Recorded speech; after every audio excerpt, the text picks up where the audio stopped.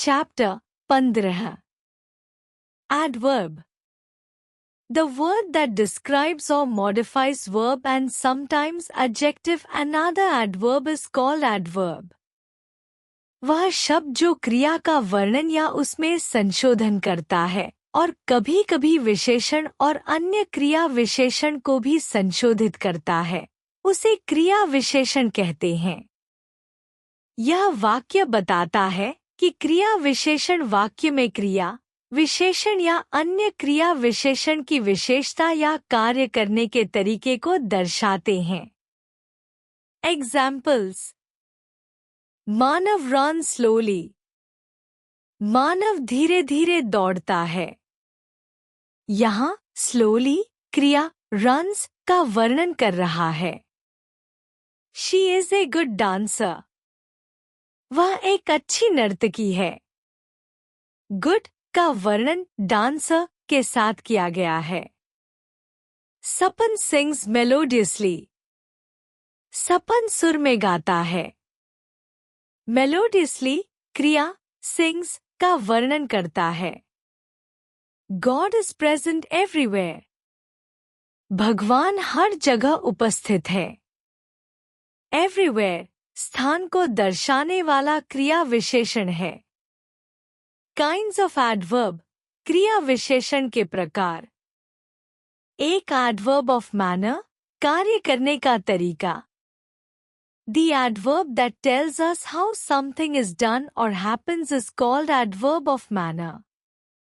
These adverbs answer the question how. वह क्रिया विशेषण जो हमें बताता है कि कुछ कैसे किया गया या हुआ, उसे कार्य करने का तरीका एडवर्ब ऑफ मैनर कहते हैं। ये कैसे के प्रश्न का उत्तर देते हैं। एग्जाम्पल्स: मोहित स्पीक्स इंग्लिश फ्लुएंटली, मोहित अंग्रेजी धारा प्रवाह बोलता है। फ्लुएंटली क्रिया स्पीक्स का वर्णन करता है और यह दर्शाता है कि कार्य कैसे हुआ। Her brother is seriously ill, उसका भाई गंभीर रूप से बीमार है। Seriously विशेषण ill का वर्णन करता है। I was terribly upset with my brother, मैं अपने भाई से बेहद नाराज था। Terribly क्रिया upset का वर्णन करता है। The soldiers fought the war bravely, सैनिकों ने बहादुरी से युद्ध लड़ा। Bravely क्रिया fought का वर्णन करता है। To make adverb of manner we often add ly or ily at the end of an adjective. कार्य करने के तरीके का क्रिया विशेषण बनाने के लिए हम अक्सर विशेषण के अंत में ly या ily जोड़ते हैं। एग्जाम्पल्स: ब्रेव ब्रेवली, साहसी बहादुरी से। ब्यूटिफुल ब्यूटिफुली, सुंदर सुंदरता से। क्वाइट क्वाइटली, शांत शांतिपूर्वक। ईजी ईजिली, आसान बासानी से। नॉइजी नॉइजिली, शोरगुल वाला शोरगुल से। हैवी हैविली, भारी भारीपन से। दो एडवर्ब ऑफ प्लेस स्थान सूचक क्रिया विशेषण। The adverb that tells us where something is done or happens is called adverb of place. These adverbs answer the question where. वह क्रिया विशेषण जो हमें बताता है कि कुछ कहाँ किया गया या हुआ, उसे स्थान सूचक क्रिया विशेषण कहते हैं। ये कहाँ के प्रश्न का उत्तर देते हैं। Examples: I searched for my lost pen everywhere. मैंने अपनी खोई हुई पेन हर जगह ढूंढी। Everywhere क्रिया searched का वर्णन करता है और स्थान को दर्शाता है। The lady went inside her house. महिला अपने घर के अंदर गई। इनसाइड क्रिया वेंट का वर्णन करता है और स्थान को दर्शाता है। Let's go out. आओ बाहर चलें। आउट क्रिया गो का वर्णन करता है। He went downstairs to the basement. वह तहखाने में नीचे गया। Downstairs क्रिया went का वर्णन करता है और स्थान को दर्शाता है। Adverb of time समय सूचक क्रिया विशेषण। The adverb that tells us when something is done or happens is called adverb of time. These adverbs answer the question when. वह क्रिया विशेषण जो हमें बताता है कि कुछ कब किया गया या हुआ, उसे समय सूचक क्रिया विशेषण कहते हैं। ये कब के प्रश्न का उत्तर देते हैं। Examples: We will go to a movie tonight. हम आज रात फिल्म देखने जाएंगे। Tonight क्रिया will go का वर्णन करता है और समय बताता है। She went shopping yesterday. वह कल खरीदारी करने गई। Yesterday क्रिया went का वर्णन करता है और समय बताता है। Nick likes to finish his work early. निक अपना काम जल्दी खत्म करना पसंद करता है। Early क्रिया likes to finish का वर्णन करता है। Amita will be back from work soon. Amita जल्द ही काम से लौटेगी। Soon क्रिया will be back का वर्णन करता है और समय बताता है। Adverb of frequency आवृत्ति सूचक क्रिया विशेषण। The adverb that tells us how often something happens is called adverb of frequency. They answer the question, how often?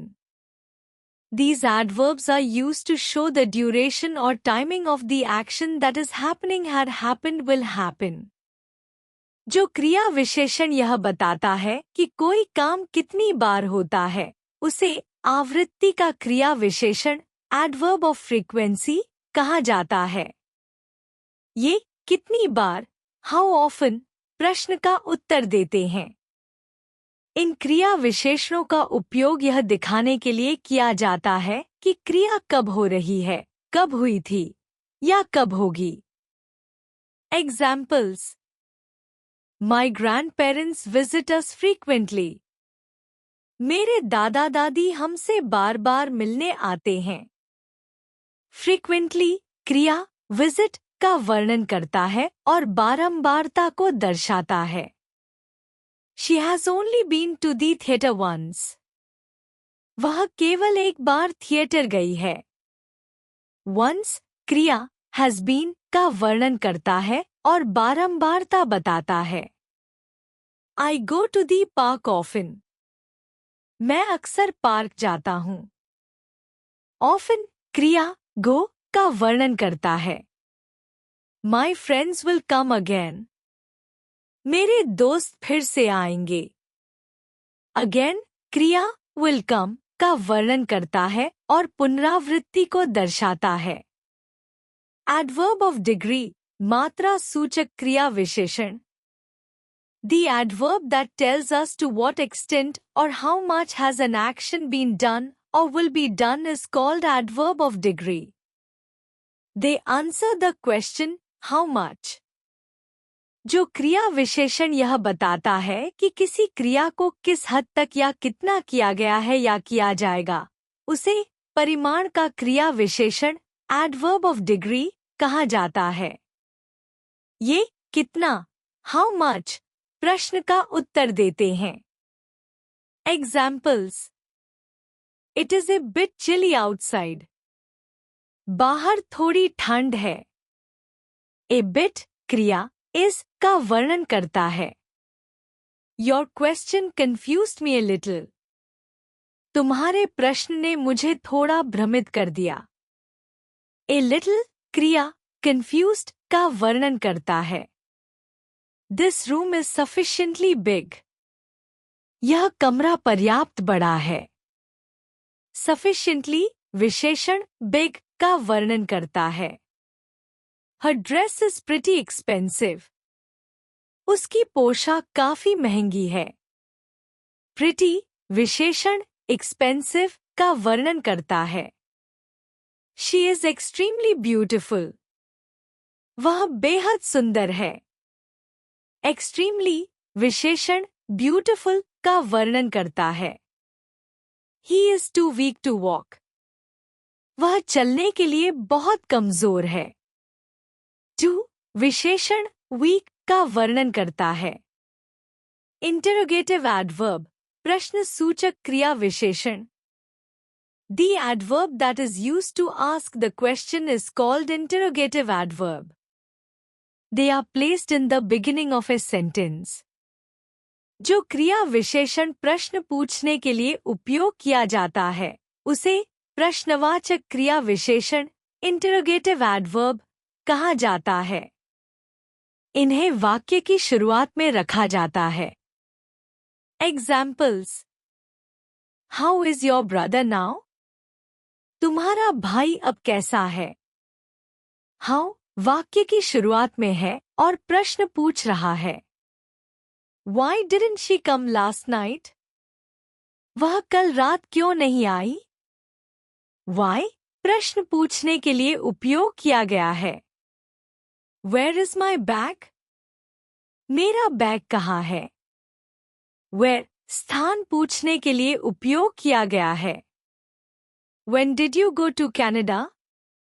तुम कनाडा कब गए थे? When समय पूछने के लिए उपयोग किया गया है। रिलेटिव एडवर्ब संबंध सूचक क्रिया विशेषण। The adverb that relates or connects two clauses or two sentences are called relative adverbs. They refer to something mentioned earlier. वह क्रिया विशेषण जो दो उपवाक्यों या वाक्यों को जोड़ता है उसे संबंध बोधक क्रिया विशेषण कहा जाता है। इन्हें ऐसा इसलिए कहा जाता है क्योंकि ये पहले से कही गई किसी बात को संदर्भित करते हैं। Examples: this is the village where I grew up. यह वही गांव है जहां मैं बड़ा हुआ। वेयर स्थान पूछने के लिए उपयोग किया गया है। I don't remember when I took my pills. मुझे याद नहीं है कि मैंने अपनी दवाइयां कब ली थी।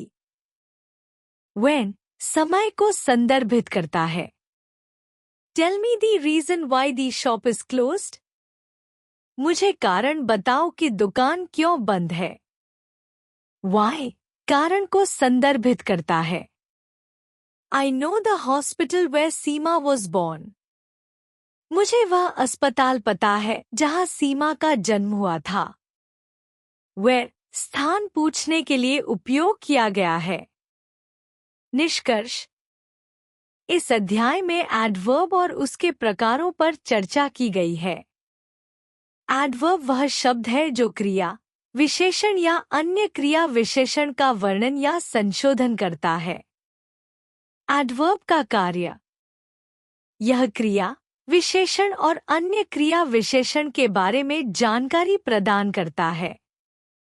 उदाहरण: मानव रन स्लोली। एडवर्ब के प्रकार: एडवर्ब ऑफ मैनर यह बताता है कि कार्य कैसे हुआ। उदाहरण: Mohit speaks English fluently. Adverb of place यह बताता है कि कार्य कहाँ हुआ। उदाहरण: I searched for my lost pen everywhere. Adverb of time यह बताता है कि कार्य कब हुआ। उदाहरण: we will go to movie tonight. Adverb of frequency यह बताता है कि कार्य कितनी बार हुआ। उदाहरण: my grandparents visit us frequently. Adverb of degree यह बताता है कि कार्य किस हद तक या कितना हुआ। उदाहरण: she is extremely beautiful. Interrogative adverb यह प्रश्न पूछने के लिए उपयोग होता है। उदाहरण: how is your brother now? Relative adverb यह दो वाक्यों या उपवाक्यों को जोड़ता है। उदाहरण, this is the village where I grew up.